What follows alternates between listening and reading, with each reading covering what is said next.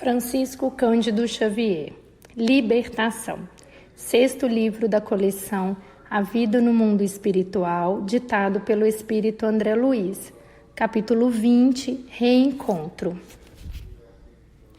A noite ia avançada, mas o nosso instrutor, vagueando o olhar em torno, parecia consultar a paisagem externa, ensimesmado, pensativo. Logo após, fitou enternecido a filha espiritual que passara a convalescer em brando e defendido repouso. Orou longamente junto dela, na câmara íntima, e em seguida veio anunciar-nos o instante da partida. Aves tornando ao ninho de esperança e de paz, deveríamos agora transportar conosco outros pássaros de asas semi-mutiladas que atormentadas paixões ameaçavam. Todos os corações ali socorridos demandariam junto de nós outros campos de ação regenerativa e redentora.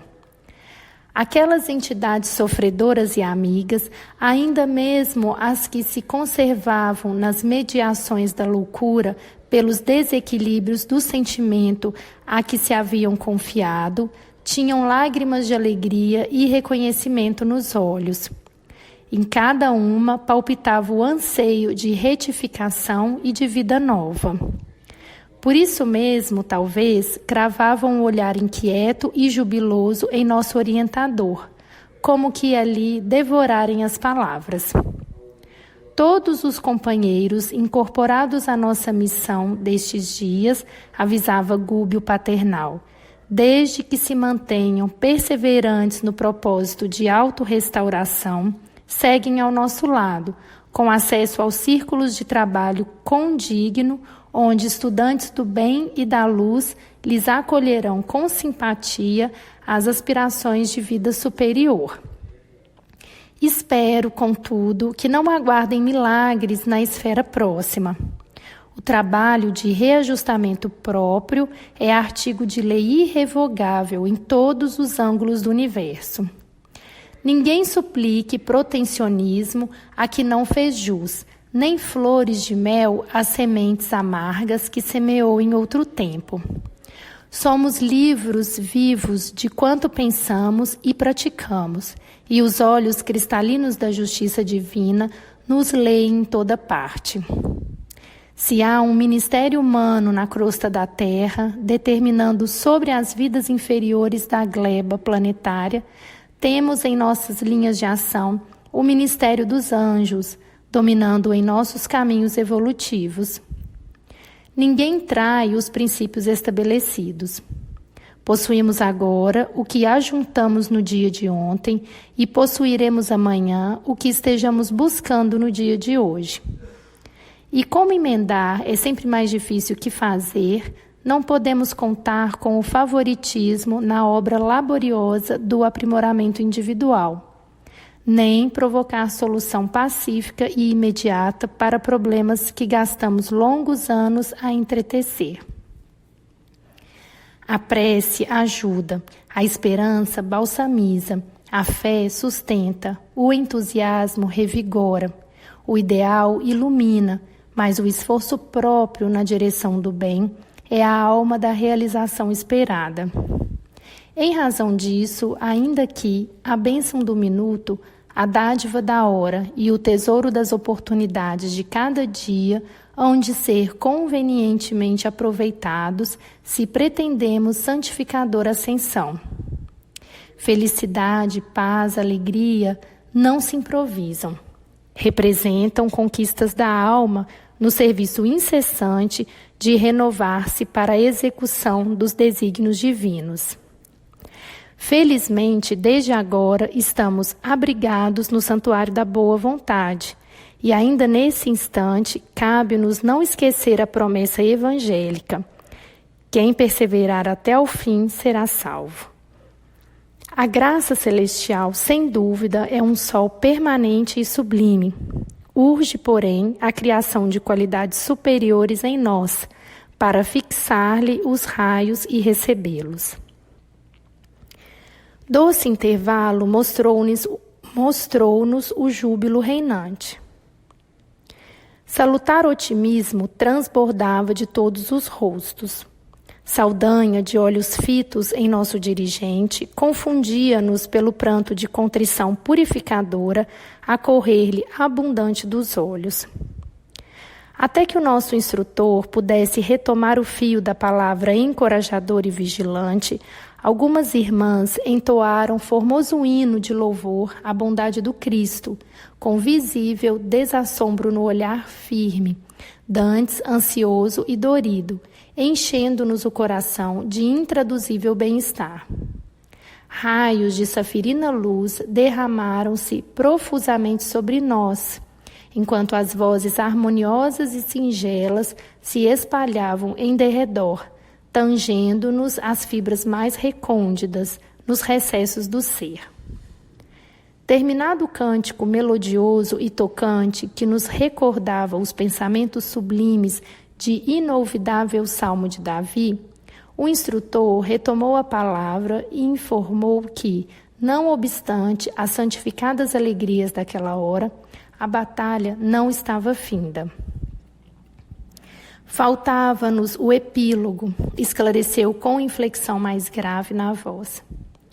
Matilde antecipara-se de modo a esperar-nos em região intermediária, em cujo clima vibracional lhe seria possível materializar-se de novo aos olhos de todos, realizando o sonhado reencontro espiritual com o filho de outras eras, que a breve tempo nos procuraria na condição de vingador. Evidenciando manifesta preocupação no olhar, muito lúcido, o nosso orientador prosseguiu esclarecendo que Gregório, ciente das novidades havidas no drama de Margarida e informado acerca da renovação de muitos companheiros e colaboradores dele, agora francamente inclinados ao bem, entediados da ignorância e do ódio, da perversidade e da insensatez, se revoltara contra ele. Gúbio, dispondo-se a buscá-lo para um ajuste de que se julgava credor. Explicou emocionado que num duelo espiritual como aquele, a esboçar-se, esperava de todos nós o auxílio eficiente da prece e das emissões mentais de amor puro. Não deveríamos receber os doestos e insultos de Gregório por ofensas pessoais, nem levar suas atitudes à conta de maldade ou grosseria. Competia-nos observar-lhe, nos gestos de incompreensão, a dor que se lhe cristalizara no espírito oprimido, e inconformado, vendo-lhe nas palavras, não a maldade deliberada, mas sim a eclosão de uma revolta doentia e infeliz que não poderia prejudicar e ferir, senão a ele próprio. O pensamento é uma força vigorosa, comandando os mínimos impulsos da alma. E se nos entregássemos à reação espiritual, armada de ódio ou desarmonia, pactuaríamos com a violência, impedindo não só a manifestação providencial de Matilde, a benfeitora, mas também a renovação de Gregório, que guardava a inteligência centralizada no mal. Emissões de mágoa ou revide colocar-nos-iam em trabalho contraproducente. As vibrações de amor fraternal, quais as que o Cristo nos legou, são as verdadeiras energias dissolventes da vingança, da perseguição, da indisciplina, da vaidade e do egoísmo que atormentam a experiência humana. Além disso, tornou o instrutor bondoso, cumpria-nos considerar que aquela mente transviada do trilho divino se caracterizava muito mais pela moléstia do orgulho ferido e impenitente que pela perversidade. Gregório era tão somente um infeliz, quanto nós mesmos em passado próximo ou remoto, acicatado por rebeliões e remorsos interiores a lhe desajustarem os sentimentos. Merecia, por isso mesmo, nossa dedicação carinhosa e confortadora, ainda mesmo que nos visitasse com aparências de acelerado ou de louco. Nossa conduta, aliás, nada apresentava de surpreendente em semelhante capítulo, porque não fora para ensinar-nos outras lições que o Cristo trabalhara em benefício de todos e padecera na cruz sem ninguém. Notificou-nos ainda que o sacerdote da sombra se faria acompanhar em sua vinda até nós, de muitos companheiros tão envenenados mentalmente quanto ele, e que contra essa equipe de criaturas inimigas da luz, cabia-nos formar um todo de defesa harmônica, através da fraternidade legítima, da oração intercessora e do amor espiritual, que se compadece e age em favor da restauração do bem. Valendo-se da pausa que se impusera natural, Saldanha perguntou ao nosso mentor se não devíamos organizar pelo menos um movimento coordenado de repulsão enérgica, ao que o dirigente, sábio e amigo, respondeu sorrindo. Saldanha, em companhia do mestre que abraçamos, só há lugar para o trabalho sadio, com o entendimento das lições de sacrifício e iluminação que nos deixou. Não acredites que um golpe possa desaparecer com outro golpe. Não se cura a ferida aprofundando o suco da carne em sangue. A cicatriz abençoada surge sempre à custa de enfermagem, remédio ou retificação, com ascendentes de amor. Quem pretende o reinado do Cristo, entrega-se a Ele. Somos servos. A defesa, qualquer que seja, pertence ao Senhor. O ex-perseguidor calou-se humilde. Decorridos alguns minutos, algo constrangidos, afastamo-nos em bloco da vivenda em que tantos ensinamentos preciosos havíamos recebido. Amparados os mais doentes naqueles que se mostravam mais fortes, retiramo-nos cautelosos, pondo-nos a caminho da zona pré-estabelecida. 2 horas de jornada sob a supervisão de Gúbio, perfeitamente treinado em experiências daquela natureza, conduziram-nos ao local desejado. O campo em torno era singularmente belo. Verdejante planalto, coroado de luar, convidava-nos à meditação e à prece, e brisas ligeiras e frescas da madrugada, como que nos bafejavam o cérebro, convidando-nos a reconfortar as fontes do pensamento. Nosso instrutor fez sentar em semicírculo, compelindo-nos a recordar várias cenas evangélicas e informou com visível emoção que, segundo mensagem particular por ele registrada, Gregório e os dele já se haviam colocado em nosso encalço e que, se alguns dos companheiros procurassem evitar-lhe a presença, qualquer fuga em nosso agrupamento se fazia impraticável em virtude de a elevada percentagem de peregrinos ali reunidos se revelarem incapazes de volitação em alto plano, pela densidade do padrão mental em que se mantinham. Cabia-nos, pois, agora a atitude de oração e expectativa amorosa de quem sabia compreender, ajudar e perdoar. Do zimbório entrelejado, desciam valiosos estímulos para nós. Constelações tremeluziam distantes, enquanto a lua, silenciosa e bela, parecia disposta a testemunhar-nos o esforço cristão. Reparei que o nosso dirigente, insulado na relva macia, assumia a mesma posição de instrumento mediúnico, qual acontecera na reunião que vínhamos de efetuar, porque me entregou confiante a direção da Assembleia, o que aceitei dentro de preocupação extrema, embora sem hesitar. Providenciada semelhante medida, Gúbio passou à elevada condição mental por intermédio da oração. Acompanhámo-lo reverentes. Não havia gosto para conversações estranhas ao problema delicado daquela hora. Demorávamo-nos em observação expectante, quando o ruído longínquo nos anunciou a alteração dos acontecimentos. O instrutor, não obstante palidíssimo, dando-nos a ideia de que já se achava em comunicação com entidades superiores e imperceptíveis ao nosso olhar, mais uma vez nos exortou ao silêncio, à paciência, a serenidade e a prece, recomendando-nos seguir todos os fatos sem revolta, sem mágoa e sem desânimo. Não foi preciso esperar muito. Alguns minutos se desdobraram apressados e Gregório, com algumas dezenas de assalariados, surgiu em campo, investindo-nos com palavrões que se caracterizavam pela dureza e violência.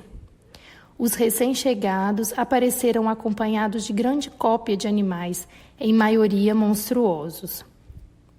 Noutras circunstâncias, sem a bênção do aviso salutar, provavelmente teríamos debandado, mas Gúbio, cuja superioridade conhecíamos por experiência própria, ali se mantinha resoluto e imperturbável, emitindo ondas de luminosidade intensa, veiculando forças magnéticas imponderáveis, que, dirigidas sobre nós, como que nos supria de recursos necessários ao procedimento irrepreensível. Por mim, ao reparar as máscaras sinistras que se abeiravam de nós, confesso que, em tempo algum, senti tamanha ameaça de medo e tão profundo contágio de confiança. O sacerdote das sombras avançou para o nosso orientador, à semelhança de general parlamentado na praça, antes de começar a batalha, e acusou sem rodeios. Miserável hipnotizador de servos ingênuos, onde se alinham tuas armas para o duelo desta hora? Não contente em prejudicar-me os projetos mais íntimos num problema de ordem pessoal, aliciaste numerosos colaboradores meus em nome de um mestre que não ofereceu aos que o acompanharam senão sarcasmo, martírio e crucificação. Acreditas, porventura, esteja eu disposto, por minha vez, a aceitar princípios que relaxam a dignidade humana? Admites acaso permaneça a meu turno, fascinado pelos feiticeiros de tua estirpe? Traidor da palavra empenhada, confundir-te-ei os poderes de bruxo desconhecido. Não creio no amor açucarado que elegeste por senha de luta. Creio na força que governa a vida e que te dobrará igualmente aos meus pés. Percebendo que o nosso orientador não se erguia, como que chumbado ao solo, compelido por indefinível prostração, não obstante cercado de intensa luz, o sacerdote dos mistérios negros, acariciando os copos da espada luzente, acentuou irado. Covarde, não te levantas para ouvir minha acusação justa e digna? Perdeste também o brio, semelhando-te a quantos te antecederam no movimento de humilhação que persiste no mundo há quase 2000 anos?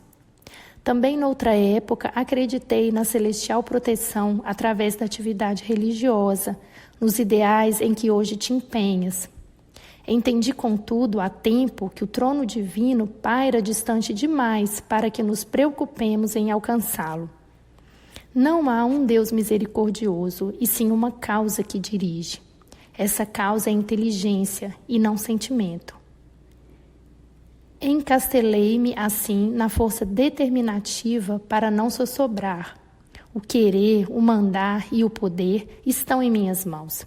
Se tuas mágicas prevalecem acima dos princípios que consagro e defendo, aceita a luva que te lanço à face. Combatamos. Gregório espraiou torvo olhar pela assistência muda e exclamou: aqui descansam inermes ao teu lado os meus colaboradores que adormeceram vergonhosamente ao teu cântico sedutor. Entretanto, cada qual deles me pagará muito caro a defecção e a desobediência. Fixou com mais atenção os olhos felinos na assembleia, mas, exceto eu, que deveria permanecer atento à tarefa direcional que me fora cometida, ninguém ousou modificar a atitude de profunda concentração nos propósitos de humildade e amor a que fôramos conclamados. Demonstrando acentuado desapontamento em face dos insultos sem resposta, O temível diretor de legiões sombrias abeirou-se mais estreitamente de nosso instrutor sereno e bradou: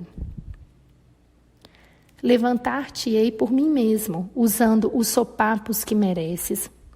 Antes, porém, que conseguisse ligar o intento à ação, delicado aparelho luminoso surgiu no alto, à maneira de garganta improvisada, em fluidos radiantes, como as que se formam nas sessões de voz direta entre os encarnados, e a voz cristalina e terna de Matilde ressoou acima de nossas cabeças, exortando-o com amorosa firmeza. Gregório, não enregeles o coração quando o Senhor te chama, por 1000 modos, ao trabalho renovador. O teu longo período de dureza e secura está terminado. Não intentes contra os abençoados aguilhões de nosso eterno Pai. O espinho fere, enquanto o fogo o não consome. E a pedra mostra resistência, enquanto o fio d'água a não desgasta. Para a tua alma, filho meu, findou a noite em que a tua razão se eclipsou no mal.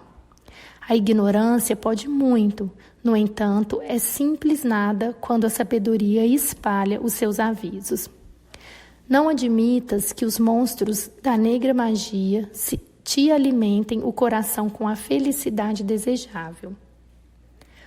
O temido perseguidor mantinha-se confundido, semi-aterrado, ao passo que nós mesmos, os circunstantes ligados à missão de Gúbio, não conseguíamos dissimular a imensa surpresa que nos dominava ante o quadro imponente e inesperado. Compreendi que a benfeitora se valia dos fluidos vitais de nosso orientador para exprimir-se naquele plano, qual fizera horas antes na residência de Margarida. O sacerdote transviado, num complexo de espanto, rebelião e amargura, tinha agora o aspecto de uma fera enjaulada. Acreditas, porventura, prosseguiu a voz materna, adulcorada, que o amor pode alterar-se no curso do tempo? Supuseste um dia que eu te pudesse esquecer? Olvidaste a imantação de nossos destinos? Peregrine, minha alma, através de 1000 mundos, suspirarei sempre pela integração de nossos espíritos. A luz sublime do amor que nos arde nos sentimentos mais profundos pode resplandecer nos precipícios infernais, atraindo para o Senhor aqueles que amamos. Gregório, ressurge. E numa inflexão de lágrimas que desarmaria o raciocínio mais enrijecido, acentuou: lembra-te, deixaste morrer nos séculos os projetos de amor que traçamos na Toscana e na Lombardia distantes? Esqueceste nossos votos ao pé dos altares humildes? Olvidaste as cruzes de pedra que nos ouviam as orações? Não prometemos ambos trabalhar em comum pela purificação dos santuários de Deus na terra?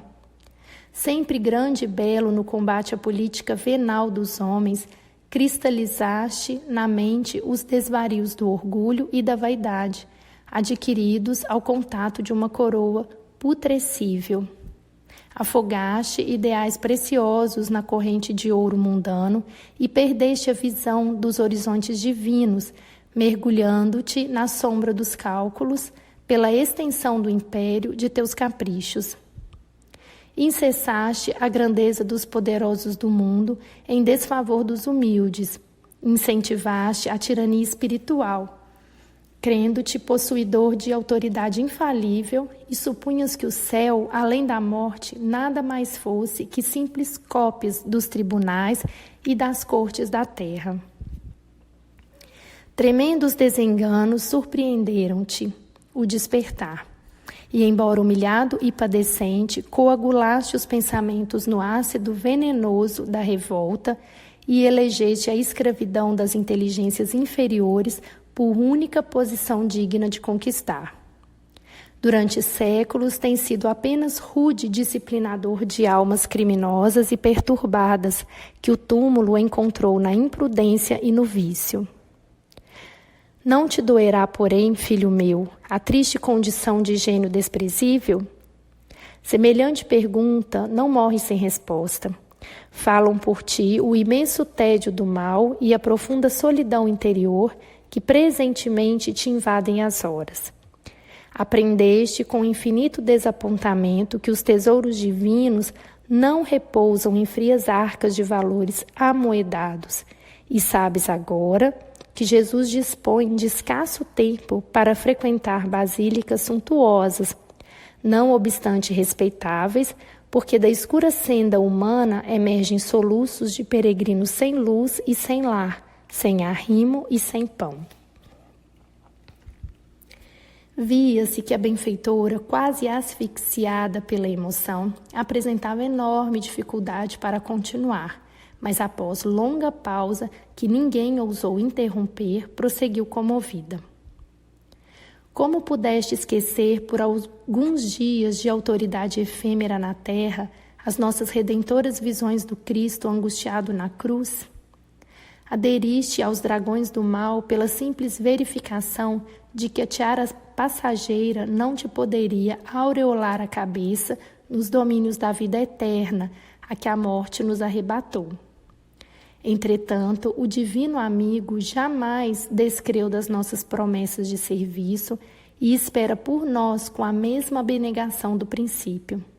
Vamos, sou Matilde, alma de tua alma, que um dia te adotou por filho querido e a quem amaste como delicada mãe espiritual, como dedicada mãe espiritual. Calou-se a voz da mensageira, interditada pela corrente de pranto. Foi então que Gregório, fazendo quanto lhe era possível por manter-se de pé, gritou como ansioso por fugir a si mesmo. Não creio, estou só. Consagrei-me ao serviço das sombras e não tenho outros compromissos. Transbordava-lhe da voz menos altiva um tom de pavor indescritível. Parecia disposto à fuga, francamente transformado. Mas ante a assembleia estática e silenciosa, mantinha-se magnetizado pela palavra da benfeitora, que se fazia ouvir, austera e doce, bela e terrível, escalpelando-lhe a consciência. Espraiou o olhar de leão ferido, através de todos os ângulos do campo que nos situava. E sentindo-se no centro de quantos assistiam ali, atônitos à cena inesperada, exteriorizou na expressão fisionômica todo o desespero extremo que lhe vagava nalma. Arrancou a espada da bainha e bradou encolerizado. Vim para combater, não para argumentar. Não temo sortilégios. Sou um chefe e não posso perder os minutos com palavras tergiversantes. Não admito a presença de minha mãe espiritual de outras eras. Conheço as artimanhas dos fascinadores e não tenho outra alternativa senão duelar. Fitando a delicada forma de luz que pairava no espaço, acrescentou: Por quem és? Anjo ou demônio? Aparece e combate. Aceitas meu desafio? Sim, respondeu Matilde com ternura e humildade. Tua espada, trovejou Gregório arquejante. Vê-la-ás dentro em breve. Após alguns momentos de ansiosa expectativa, apagou-se a garganta luminosa que brilhava sobre nós, mas leve massa radiante e disforme surgiu, não longe à nossa vista.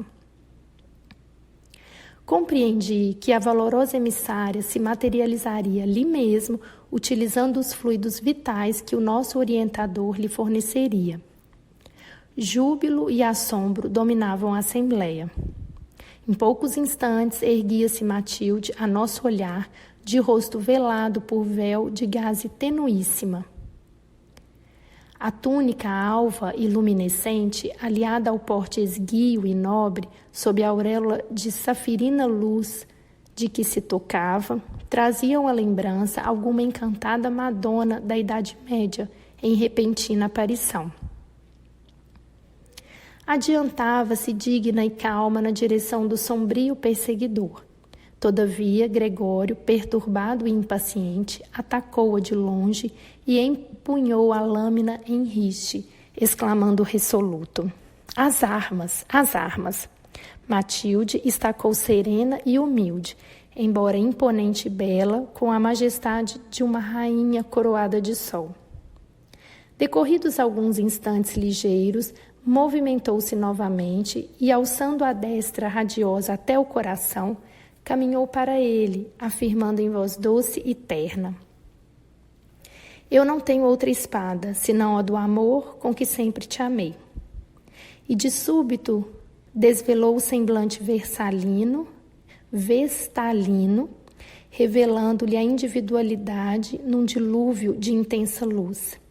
Contemplando-lhe então a beleza suave e sublime, banhada de lágrimas, e sentindo-lhe as irradiações enternecedoras dos braços que agora se lhe abriam envolventes e acolhedores, Gregório deixou cair a lâmina acerada e de joelhos se prosternou, bradando: Mãe, minha mãe, minha mãe! Matilde enlaçou-o e exclamou: Meu filho, Deus te abençoe, quero-te mais que nunca. Verificara-se ali, naquele abraço, espantoso choque entre a luz e a treva não resistiu.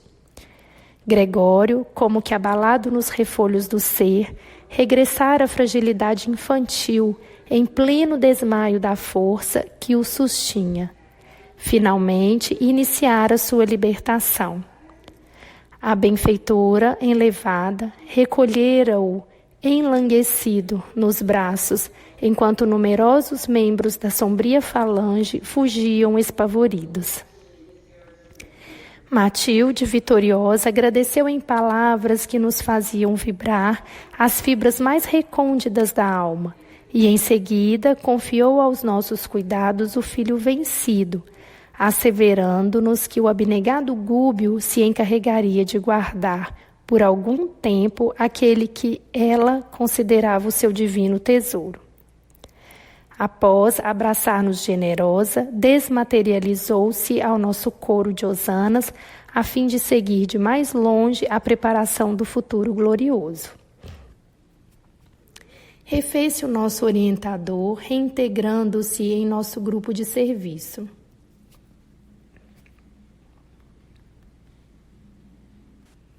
Edificado, feliz, Gúbio sustentou Gregório inerte nos braços, à maneira do cristão fiel, que se orgulha de suportar o companheiro menos feliz. Orou, cercado de claridade santificante, arrancando-nos lágrimas irreprimíveis de alegria e reconhecimento. E depois, ante a paz que se estabelecera triunfante e ditosa, deu por fim da nossa tarefa, dispondo-se a guiar a heterogênea, mas expressiva coletividade de novos estudantes do bem, recolhidos nos trabalhos de salvação de Margarida, até a importante e abençoada colônia de trabalho regenerador.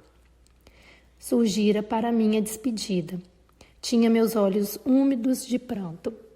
O instrutor abraçou-me e, retendo-me junto do coração, falou bondoso: Jesus te recompense, filho meu, pelo papel que desempenhaste nessa jornada de libertação. Nunca te esqueças de que o amor vence todo o ódio e de que o bem aniquila todo o mal. Quis responder, esclarecendo que somente a mim, discípulo inábil, cabia o dever de gratidão. Todavia, incoercível emotividade prendeu-me à voz. O orientador, no entanto, leu-me no olhar os sentimentos mais profundos e sorriu em retirada. Elói também rumou para longe em busca de outros setores. E voltando, sozinho, ao meu domicílio espiritual, roguei, chorando: Mestre de bondade infinita, não me abandones. Ampara-me a insuficiência de servo imperfeito e infiel. Em torno reinava insondável e sublime silêncio. Mas enquanto o horizonte se tingia de rubro, preludiando a festa da aurora, a estrela matutina brilhava, tremeluzindo aos meus olhos qual celeste resposta de luz.